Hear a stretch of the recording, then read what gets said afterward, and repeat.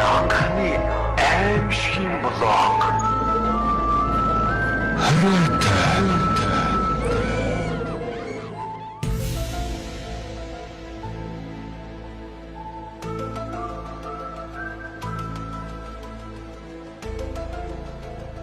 Зохиолч Түр Бурмын шөнийн аялал хэмээх өгүүлбэрийг та бүгддээ хоёр хэсэг болгон хүргэе.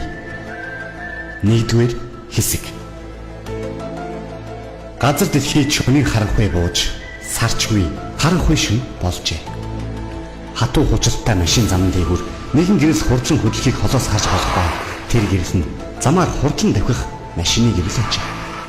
Эргэн тойронд нь юу ч үзэгдэхгүй. Зөвхөн гэрэл тусах урд зам гүн харанхуйгаас өөрийг олж эсвүцэн. Машин дотор 3 хүн явах бөгөөд жолооч нь 20 орчим насны эмэгтэй байхаж.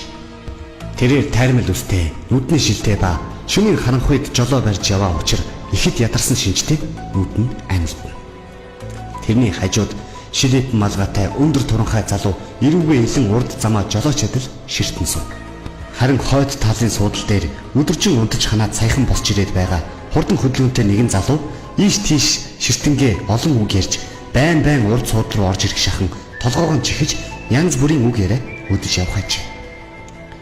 Тэрний үг ярианд нойрмоглон явах жолооч сэргэж тэрнээс дутахгүй хэлбэг ярьж хийхэллээ. Замын хажууд яран харагдах мод хад чулуунууд нэглэвгүй бөгөөд цаанаар нэг амьгүй гэж бодоход амьтай ч юм шиг санагдан дотор хүйт оргуулсан үзэгдэнэ.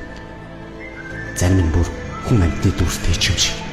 Тэгээд тэр нь хөдлөж байх шиг. Тэдний дунд ямар нэгэн амьтан нуугдаад хараад байх шиг. Гэвч шүн гэдэг үл мэдэг нууцлаг бөгөөд өөрийн гисэн айцыг үргэлж бэлдэж байгаа мэт далд битүүлэг мөн чимээ амиргүй сонин юм шүү. Тэд зам дээгүүр давхин өнгөрсөөр тэртээд гэрэл харагдахыг олж үзлээ. Урд талын суудалд сууж байсан залуу жолоочд хандан. Алуна. Тэнд дэлгүүр байх шиг байна. Түр зогсъё гэж хэллээ. Тэр үед хон сууж байсан залуу. За түр зогсож шопинг хийцгээе. Түр дуугаас олчих гэлээ. Төвшөө чамд нөгөө CD чинь байгаа мó гэж төрөөг асуухад төвшөө цүнхээ онгойлгосноо нэг CD гаргаж ирээд урд суудлал руу өгөв. Машин дотор хуучны рок н рол дуу гიშгэлж тэд гуруула дагаж дуулан машин улам хурдллаа.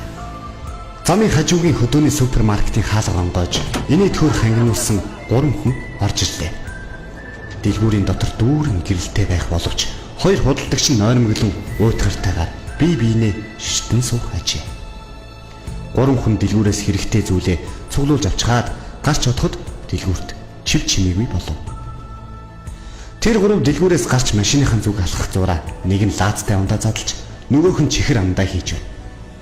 Эргэн тойрон нам гүн байх бөгөөд энэ тусганд өөр хэн ч үгүй мэт шөнийн харанхуй цаанаал хүйт.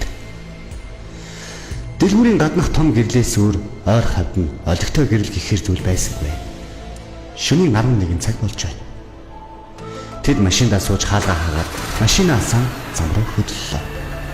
Тэд хөдлөөд нилээдгүй олон километр газар явлаа. Тэгээд их зөндөр хад чулуутай ой модод буцууг багшин ургасан замаар орлоо. Их цадан хясаанууд харлан харагдах модод шөнийн харанхуйд муу ёрын гэмээр аимшигтай харагд.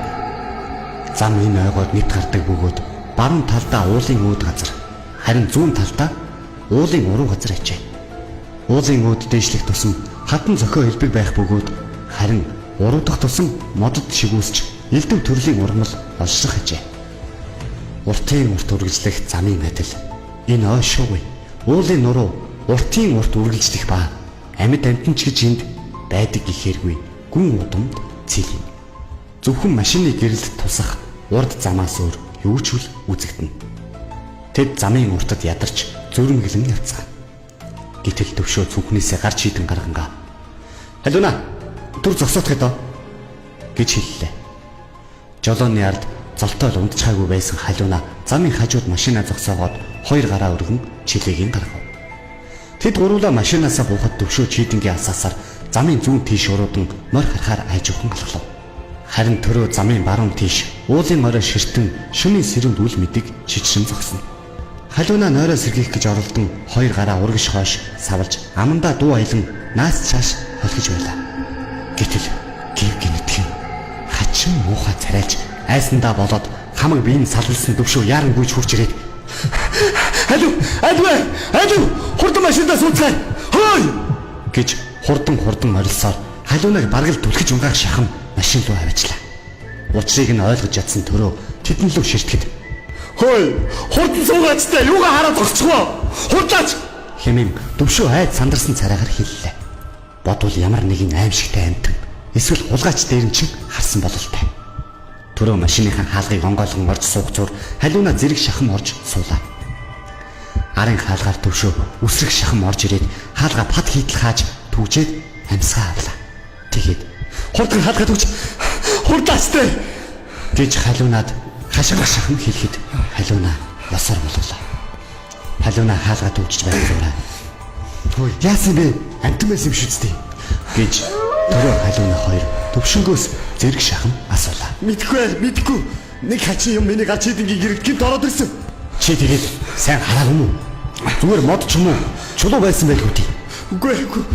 Тэр дор хөдлөөд гүгээд байх юм би харсан. Хол байсан болохоор би сайн хараагүй л дээ. Тэгтээ би амлж байна. Тэд ямар нэг юм байлээ. Яа ингэж хэлэхдээ зэрэгцэн халиунагийн цонхон дээр ямар нэгэн амтан эсвэл өөр юу ч юм нэгэн зүйл гүйн ирж мөрөглөө. Тэгснээ хачин муухай дуугаар хашаа. Өөлх нь аль ч мэддэхгүй чангаар дуулаа. Бүгд цочин сэрт хийж чангаар хашгирлаа.